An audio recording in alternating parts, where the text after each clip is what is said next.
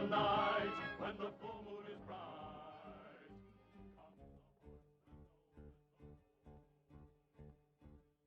Zorro, 1957-1959. 15 Weird Facts You Never Knew.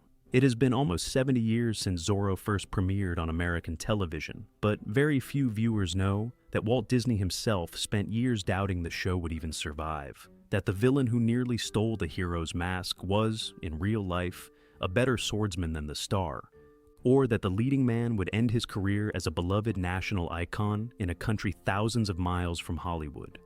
What audiences remember is a cape, a mask, and a horse in the night. What actually happened behind the scenes was a whole lot stranger. When Zorro debuted on the ABC network on October 10, 1957, it introduced Guy Williams in the role of Don Diego de la Vega, the California nobleman who hides the most elegant swordsman on family television behind a black mask. Standing beside him were Gene Sheldon as the loyal, silent Bernardo, Henry Calvin as Sergeant Demetrio Lopez Garcia, as clumsy as he was lovable, and George J. Lewis as Don Alejandro, Diego's father, who cannot stand watching his son act like a spineless intellectual with no ambition or courage. What audiences saw on screen was already extraordinary on its own. Sword duels choreographed down to the inch, a black horse named Tornado, and a Zed carved with a single stroke into the clothing of every defeated villain. But what happened behind the cameras was even stranger. The series was based on the character created in 1919 by writer Johnston McCulley, whose original pulp novel had already inspired several films before Disney ever got involved, including the 1940 classic starring Tyrone Power. But it was the Disney version that permanently fixed the popular image of Zorro. The black mask, the cordovan hat, the flowing cape, and that single-stroke Zed carved as the Masked Avenger's personal signature. 78 25-minute episodes were produced between 1957 and 1959, and the series even spun off 2 theatrical film compilations. Today we're counting down 15 weird facts about Zorro that you probably never knew, straight from the archives of classic American television.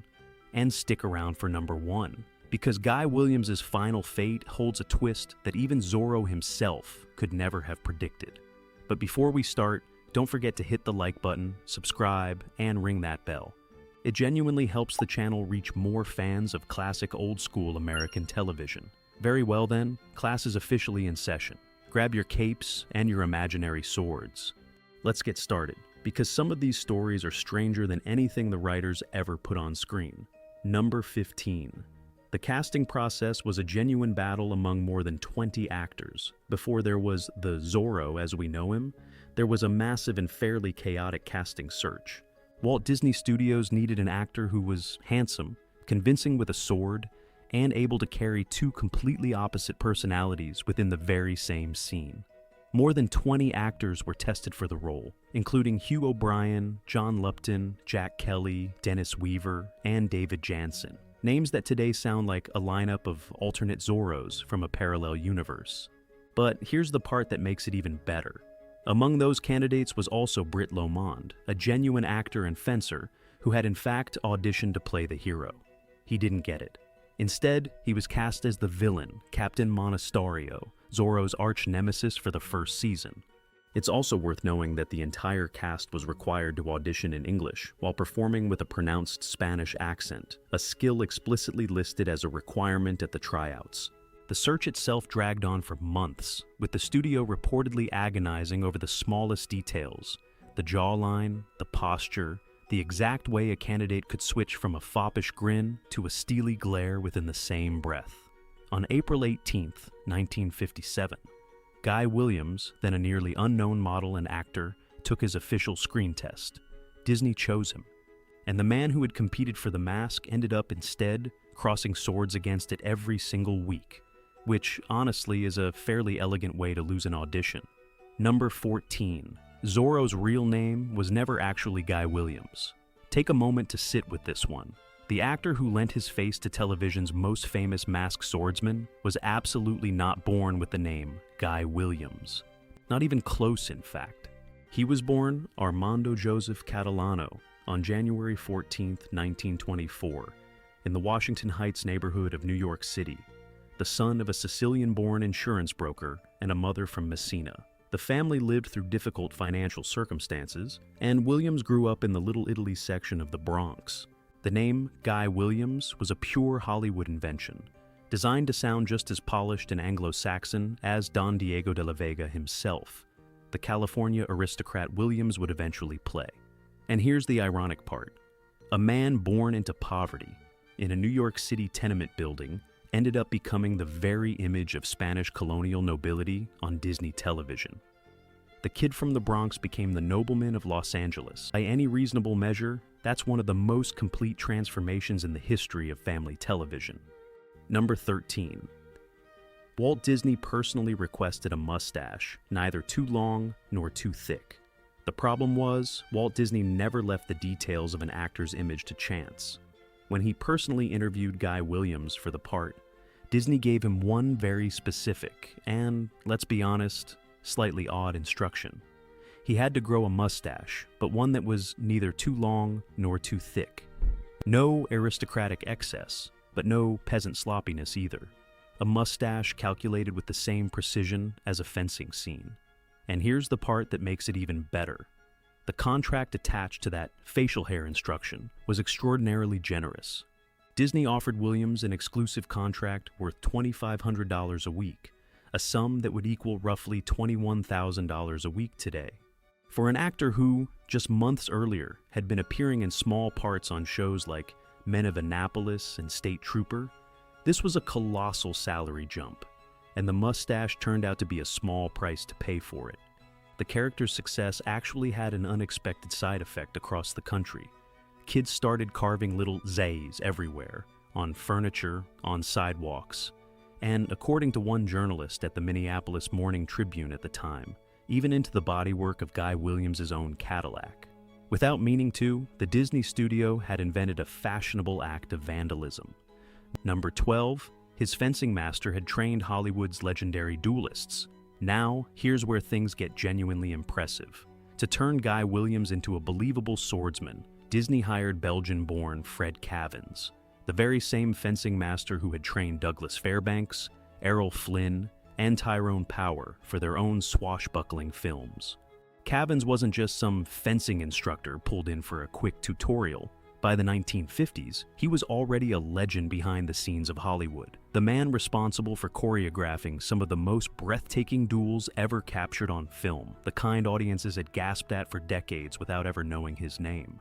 In other words, the man behind some of classic Hollywood's most iconic duels ended up polishing the technique of the actor who would carry Zorro's sword onto 1950s family television. Williams already had some fencing experience, but he underwent intensive training under Cavins' tutelage to achieve the fluidity the role demanded. It wasn't enough to simply swing a blade convincingly. Cavins drilled him on footwork, timing, and the theatrical flair that made a duel look dangerous and elegant at the same time, transforming Williams from a competent fencer into someone who could believably hold his own against any villain the writers threw at him. And the connection didn't stop there.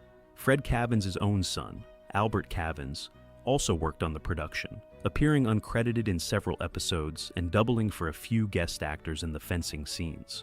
Father and son working side by side on the same soundstage, passing down not just technique, but an entire tradition of swordplay that stretched back to the silent era. 2 generations of the same family, teaching and performing the very same duels that had made Fairbanks and Flynn famous decades earlier. A quiet thread connecting the golden age of swashbuckling cinema to a Disney television set in the 1950s. Number 11. Walt Disney himself never really believed in Zorro. Here's where the story takes an almost comical turn. According to Guy Williams' own recollections, shared much later in an interview with Starlog magazine, Walt Disney was actually far from convinced of the potential of a series that would go on to become one of his studio's biggest family hits. Williams remembered that a producer had even advised him, at the time, to walk away from Zorro and focus instead on another production that, in his opinion, was really going to be a smash hit, a series called Andy Burnett. That show was canceled after just 3 episodes. The problem didn't end there. Director Norman Foster and Guy Williams himself both pushed Walt Disney to have Zorro filmed in color from the very start. Disney flatly refused, still unsure about the character's future. And here's the part that makes it even better. The series stayed in black and white for its entire original run. And it wasn't until 1992, more than 30 years later, that Disney finally commissioned a digital colorization of the episodes. The founder of the studio that carried his own name doubted at the very start the character who would go on to become one of the most enduring pillars of his entire franchise. Number 10. The villain nearly became the hero. And in real life, he was the better swordsman. This is one of the most delicious ironies of the entire production. Britt Lomond, the actor who played the fearsome Captain Enrique Sanchez Monasterio across the first 13 episodes, wasn't just a good actor at playing villains. He was, quite literally, an Olympic-level fencer. Lomond had actively competed on New York University's fencing team and managed to qualify for the selection trials of the United States Olympic fencing team ahead of the 1952 Games. Rather than pursue that path, he decided to become a professional fencer within the entertainment industry instead. And here's the part that makes it even better. Before becoming Zorro's sworn enemy, Lomond had served as a paratrooper in the United States Army during both World War II and the Korean War, earning 3 Purple Hearts for his service. A decorated war veteran, turned competitive fencer, turned weekly villain on a Disney family show. When Monasterio crossed swords with Zorro on screen, it wasn't just well-rehearsed choreography. In more ways than one, it was a duel between 2 genuine swordsmen, each of them capable of holding his own against the other, with a live blade rather than just a scripted one. It's worth pointing out that this level of training wasn't limited to the lead actor alone. Britt Lomond, as we just saw, was himself a genuine competitive fencer, and that combination of real talent plus top-tier professional training is exactly why, even today, many fans of on-screen swordplay consider this show's choreography among the most convincing ever filmed for television. The duels were built on real, technical, competitive fencing movements, rather than the broad, exaggerated sword swings typical of other adventure shows of the era, which gave every clash between Zorro and his enemies an almost athletic precision, disguised as pure family entertainment. Number 9. The mute manservant also pretended to be deaf. Take a moment to sit with this one too. Gene Sheldon played Bernardo, Don Diego's loyal manservant, a character who was genuinely mute within the show's fiction. But in Johnston McCulley's original stories, Zorro's literary creator described Bernardo as deaf-mute. Disney decided to tweak that trait in a very clever way. Right in the first episode, when Diego confides in Bernardo his plan to pose as a harmless intellectual to hide his identity as Zorro, Bernardo decides to back him up by pretending to be deaf as well. The result is that Bernardo can freely spy on Diego's enemies, because nobody bothers watching what they say in front of a servant who supposedly can't hear a thing at all. Gene Sheldon, who as a child worked as a stagehand for his magician father, and who trained as a mime and vaudeville musician under the influence of Harpo Marx's style, brought exactly the pantomime skills that character required. Without saying a single word across the entire series, Sheldon built one of the most beloved characters in the whole cast, using nothing but glances, gestures, and the occasional banjo. The character proved so popular that Disney reunited Gene Sheldon and Henry Calvin as a comic pairing in 2 later studio productions. The 1960 film Toby Tyler, where Sheldon played a clown named Sam Treat, while Calvin played a gruff wagon driver, and the 1961 holiday musical Babes in Toyland, where the two appeared together again, this time as a sort of Laurel and Hardy style comic duo inside a world of toys. Quick pause. If you're enjoying this rundown of the original Zorro, hit that like button right now. It genuinely helps YouTube show this video to more people who still remember Guy Williams leaping across the rooftops of colonial Los Angeles. Subscribe if you haven't already, and tell us in the comments which character was your favorite, Bernardo, Garcia, or Zorro himself. Alright, let's get back to the countdown. Number 8. The show's theme song had a stranger chart history than you'd expect. Here's a fact that even longtime fans of the show tend to miss. The now iconic theme song, composed by Norman Foster and George Bruns, was officially performed for the soundtrack by the vocal quartet, the Mellomen.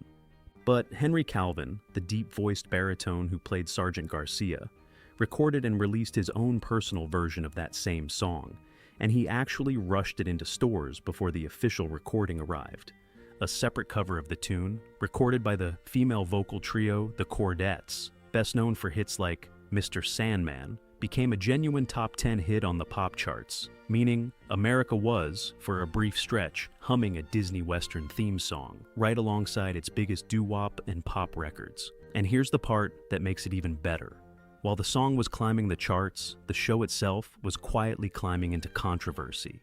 Zorro's stylized sword violence and its Zeddy carving became part of the broader national conversation in the late 1950s about violence in children's programming, right as Congress and television, watchdog groups were scrutinizing westerns and adventure shows aimed at young audiences. The masked hero, who carved his initial into every henchman's clothing, turned out to be exactly the kind of colorful, sword-swinging entertainment that critics loved to worry about. Even while millions of families kept tuning in every single week, letters of complaint and fan mail arriving at the studio in roughly equal measure. Number 7. Television's most famous black horse was actually gray. Now, here's a fact that will probably ruin your childhood a little. Tornado, the fast black steed that carried Zorro off into the darkness of the night, wasn't black at all. The primary horse used for the role, named Diamond Decorator, was a quarter horse officially registered as gray. And yet, according to legendary Hollywood horse trainer Corky Randall, Diamond Decorator appeared on camera as a magnificent jet black stallion thanks to the lighting and the black and white photography of the original series. And the problem gets even more complicated.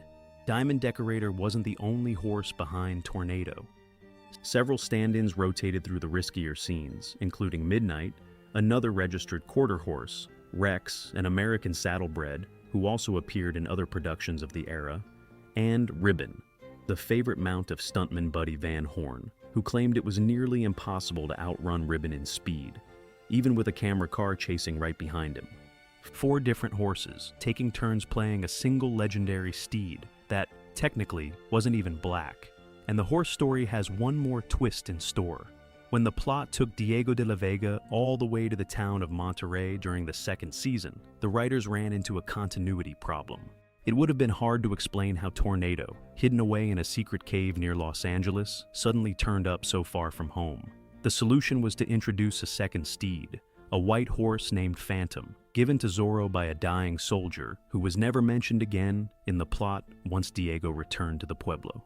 According to the show's official reference site, it was never explained what became of Phantom afterward. The horse simply vanished from the script, just as quietly as Bernardo pretended not to hear a conversation.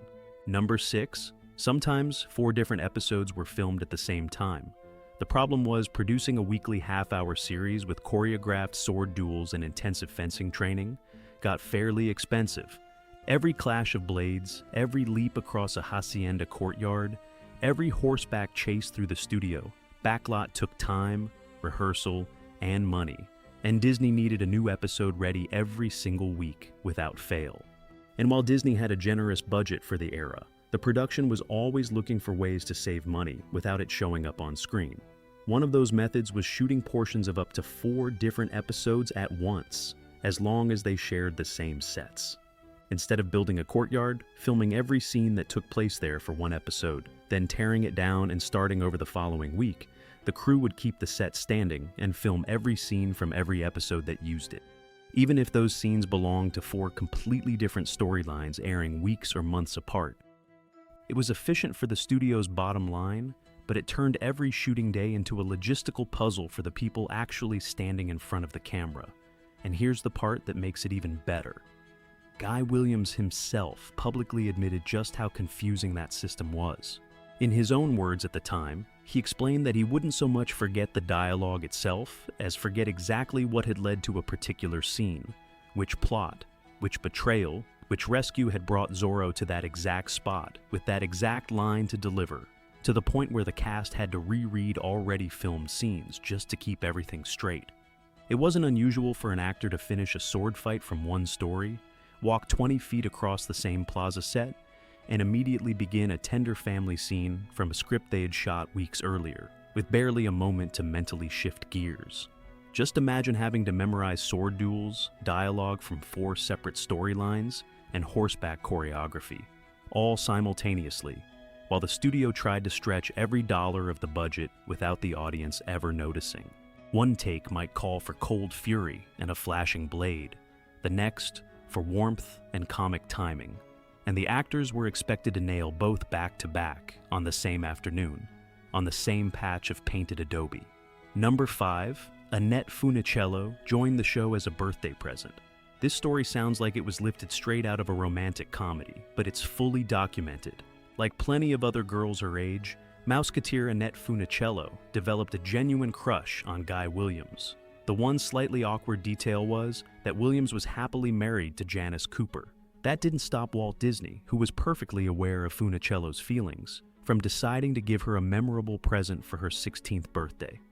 That present was a recurring role in Zorro's second season, playing Anita Cabrillo, a young woman arriving in the Pueblo in search of a father nobody seems to have ever heard of.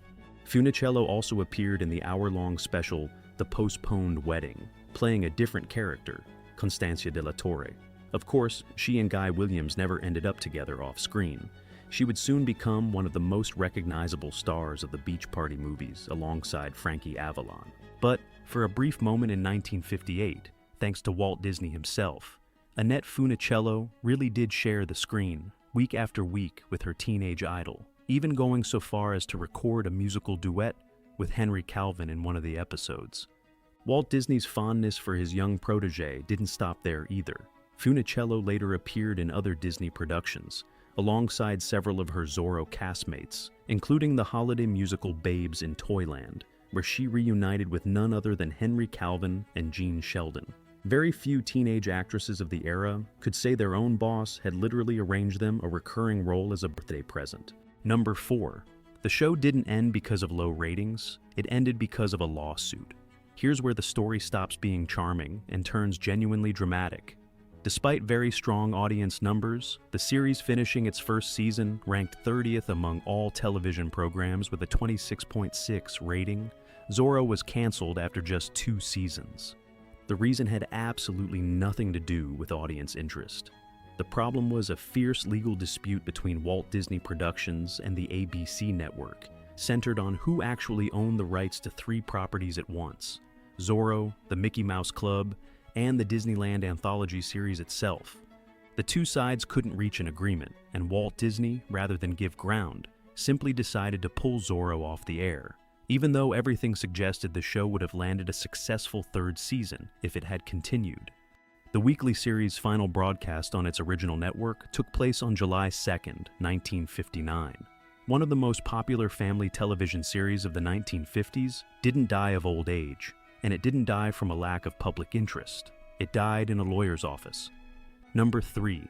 Disney kept paying Guy Williams his full salary, while filming absolutely nothing.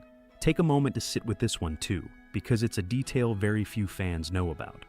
During the long legal battle between Disney and ABC, Guy Williams never went a single day without pay. Disney kept him on full salary through that entire stretch of uncertainty, even with no cameras rolling and no episodes in production.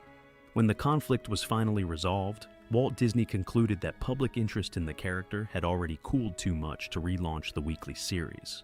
And here's the part that makes it even better. Rather than simply walking away from the project, Disney produced 4-hour-long specials with a complete original cast, aired as part of the Walt Disney Presents anthology series between October 1960 and April 1961. And the financial commitment didn't even stop there. Disney kept paying $3,500 a year until 1967, simply to hold on to the television rights to the character, even though it never produced a single new episode again. Years of uninterrupted payments for a character that wasn't even in active production anymore. That's honestly a very expensive way of saying, just in case. Number 2. On Disneyland tours, a secret stand-in replaced the villain. Here's a fact that very few books about the series actually cover in detail. During 1958, Zorro's main cast performed live at Disneyland, including stage sword duels on the rooftops of Frontierland, where Zorro and Captain Monasterio would face off in front of the crowd, with the villains eventually tumbling into the park's artificial river. The problem was that Britt Loman's contract with Disney didn't include any obligation to take part in these public appearances. So, how did they solve that problem? Whenever Guy Williams traveled for these shows, he'd face off against stuntman Buddy Van Horn instead of Loman. But when Britt Loman himself was available for the tours, he needed to stay sharp enough to fight at movie speed, meaning at full real-world intensity, quite different from the controlled pace of an actual film shoot. To keep him in shape during the long months between duels, the crew taught the full choreography to Lee Sands, Loman's brother-in-law, who practiced the Zorro role in his own backyard, producing very real sounds of swordplay that left the neighbors in the San Fernando Valley baffled, peeking over the fence trying to figure out exactly what was going on in there. These live appearances weren't a one-time event. The first round of shows took place on April 26th and 27th, 1958, followed by a second tour between May 30th and June 1st of that same year. Newspaper ads of the era made a big deal out of the presence of Guy Williams, Henry Calvin, Gene Sheldon, and Britt Loman at the park, with as many as 4 shows a day. 3 of those shows consisted exactly of the battle between Zorro and Monasterio on the rooftops of Frontierland, while the 4th, calmer show simply featured Williams as Don Diego without the mask. A third tour took place that November, over the Thanksgiving weekend, though this time without Britt Loman, who couldn't attend. Williams came back to the park one final time for a series of Christmas appearances in December 1958. Number 1, Guy Williams became a national superstar in Argentina. And here we are at number 1, the most unexpected part of this entire story. After the original production of Zorro wrapped, and after headlining the successful science fiction series Lost in Space between 1965 and 1968, Guy Williams began traveling frequently to Argentina throughout the 1970s to work in local television. What started as simple work trips turned into something far bigger. Williams became a deeply revered figure with Argentine audiences, reaching a level of recognition there that had, by that point, already faded considerably back in the United States. In 1973, he even traveled there alongside his former castmate Henry Calvin, the actor who had played Sergeant Garcia, to take part in stage performances in Buenos Aires, bringing Zorro and Garcia back to life together years after the cameras had stopped rolling. And then, real life delivered its own final, definitive plot twist. In the early 1980s, Guy Williams decided to retire completely in Buenos Aires, the city that had adopted him as one of its own. He lived out the rest of his life there, and he died there in 1989 from a ruptured brain aneurysm. The man born Armando Catalano in a poor New York City tenement, who became Guy Williams for Hollywood, and who lent his face to family television's most elegant masked hero, ended his days as a genuine legend on the other side of the continent in a country that never once stopped remembering him with the same warmth that America had felt the very first time it watched him leap across the rooftops of El Pueblo de Los Angeles. Bonus facts, a few last details. Before we wrap up, a couple more details deserve a mention. George J. Lewis, the actor who played Don Alejandro de la Vega, had actually crossed paths with the world of Zorro long before 1957. All the way back in 1944, he appeared in the movie serial Zorro's Black Whip, playing an ally of the masked hero named Vic Gordon. And Jonathan Harris, who appeared in the second season as Carlos Fernandez, reunited with Guy Williams a few years later as a co-star on the science fiction series Lost in Space, where he played the unforgettable, endlessly treacherous Dr. Zachary Smith. And finally, one last fun connection to send you off. That very particular Spanish accent every American actor had to put on to inhabit the world of Zorro would, decades later, end up permanently attached to a completely different character, Puss in Boots from the Shrek franchise, voiced in the original English version by none other than Antonio Banderas, who happened to be a famous movie Zorro in his own right. The circle, in a way, closed itself. And there you have it, everyone. 15 weird and surprising facts about Disney's original Zorro, the series that turned a New York model into a cultural icon, a decorated war veteran into television's most elegant villain, and a mute vaudeville mime into one of the most beloved silent characters ever put on the small screen. From the mustache calculated down to the millimeter, to the gray horse passing itself off as black, to the lawsuit that buried the show, to its star's final fate in Buenos Aires, Zorro remains far stranger behind the scenes than anyone could have imagined watching it as a kid in front of the television set. Almost 70 years later, it's still one of the strangest success stories in the history of family television, built on a foundation of a doubtful studio boss, a hidden war hero, and a leading man who found a second life on an entirely different continent. Tell us in the comments which of these 15 facts surprised you the most. Did you know Tornado was actually gray? Or that the show's villain almost became the hero? Write it down below, and if you made it this far and enjoyed the video, you already know what to do. Hit that like button, subscribe to the channel, and ring the bell so you don't miss our next deep dive into classic television. Until next time, and as Zorro himself might say, mask off, applause well earned.